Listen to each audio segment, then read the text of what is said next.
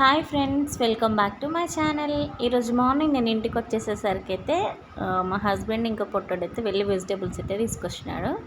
ఇవి ఏంటంటే గోడ్చిక్కుడుకాయ, నెక్స్ట్ వచ్చేసి బెండకాయ. ఈయన బెండకాయలు తెచ్చుడు మానడు, నేను వాటిని ఎండబెట్టి వండక మానను. ఇంకా నెక్స్ట్ వచ్చేసి దొండకాయ, వంకాయ.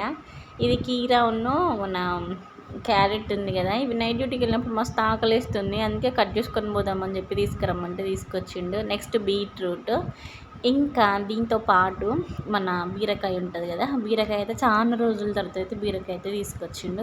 మన తోటకూర వచ్చేసి 6 కట్టలు, ఒకటి రెండు తీసేసరికి టైం అవుతుంది అంటే 6 కట్టలు తీసుకొచ్చిండు. నెక్స్ట్ టమాటా.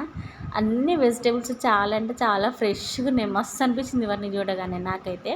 ఇంక ఈరోజు మార్నింగ్ అయితే మన ఇంట్లోకి వచ్చిన వెజిటేబుల్స్ అన్నీ అయితే ఇవి. ఇంకా ఇవి తీసుకొచ్చడేమో కానీ పుదీనా కొత్తిమీర అన్నీ సెపరేట్ చేసి అవన్నిటిని మళ్ళీ ఒక బాక్స్లో పెట్టాలి. ఇంకా వీటిని క్లీన్ చేయడం అయిపోయిన తర్వాత ఫ్రిడ్జ్ క్లీన్ చేసినాను ఈరోజు మార్నింగే.